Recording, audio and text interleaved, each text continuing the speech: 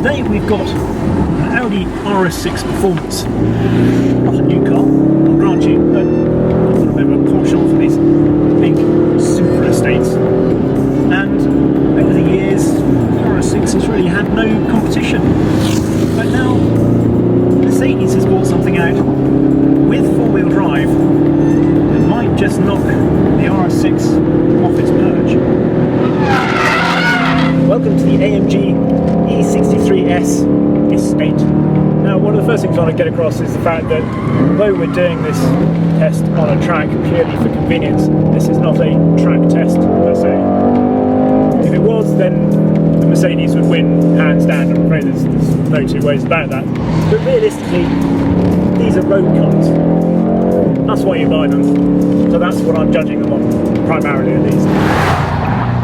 Although I've said this isn't a track test, one small point of business with the Audi RS6. If you are going to buy one, and you're even half thinking of taking one on track, get the carbon ceramic brakes. You'll thank me. They're expensive, but you'll thank me. Brakes aside, let's go through a few of the essential numbers for each car. The Audi RS6 Performance costs £88,000, produces 597 brake horsepower from a 4-litre twin-turbo V8, will do 0 to 62 miles an hour in 3.7 seconds, achieves 29.4 mpg on the combined cycle, and is limited to 155, 174 or 189 miles an hour, depending on which spec you choose.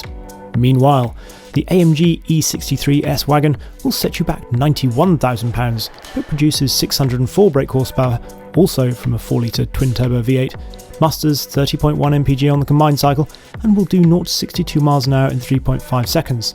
Oh, and it's limited to 186 miles an hour. But just to show that bald numbers don't always tell the whole story, here are a few anomalies. For a start, the Audi feels like the torquier of the two cars, being more muscular in both its low-down delivery and the sound it makes. Yet, the spec sheets say otherwise, because the E63S has 627 pounds-foot of torque, which is 74 pounds-foot more than the RS6. The Audi also feels like the bigger, roomier car, yet it's the Mercedes that actually has 140 litres more boot space, 1,820 litres with the rear seats folded flat, just in case you're interested. And finally, in our trio of spec oddities, while the Mercedes feels like the lighter, more agile car to drive, the numbers say that the Audi, with a curb weight of 1950 kilos, actually weighs 110 kilos less than the Mercedes. All a little baffling. Anyway, on with the test.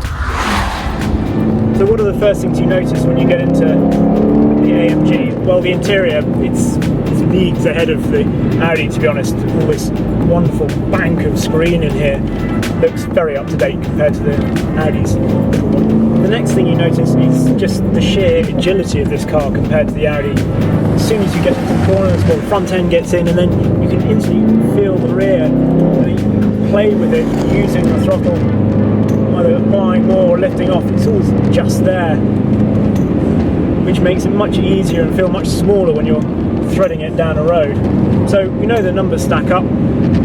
It's more modern in here, and it feels more agile. An easy win for the Mercedes. And yes, in some ways it is. Objectively, it's got all the bases covered. It's the new super estate hero. But what I've seen with the RS6 is that people recently bought them and love them. And these are people that have pretty extensive car collections. They've got their sports cars. And so, for the everyday transport, they don't need the agility in their estate car. They want something that's characterful, mighty quick, but is basically the automotive equivalent of a train to transport them around. And that's where the RS6 is just brilliant. The Audi has a detachment to it that makes you feel more removed from the world you're travelling through. And while this is not so great for precision and confidence on a B-road, it makes for a wonderfully imperious feeling, blasting down straighter stretches of tarmac on long journeys. The other reason for buying this, of course, is the way it looks. Those pumped up arches. It's brilliant, isn't it? This is a scummery blue, by the way, as well, just in case you were wondering. Particularly good, I think. The reason you'd pick Mercedes, though, is because it's a sort of... What automotive polymath. One of the reasons I love these big estate cars is because they're the one car garage. They're all you'll ever need, really, because you can carry around all of life's clobber.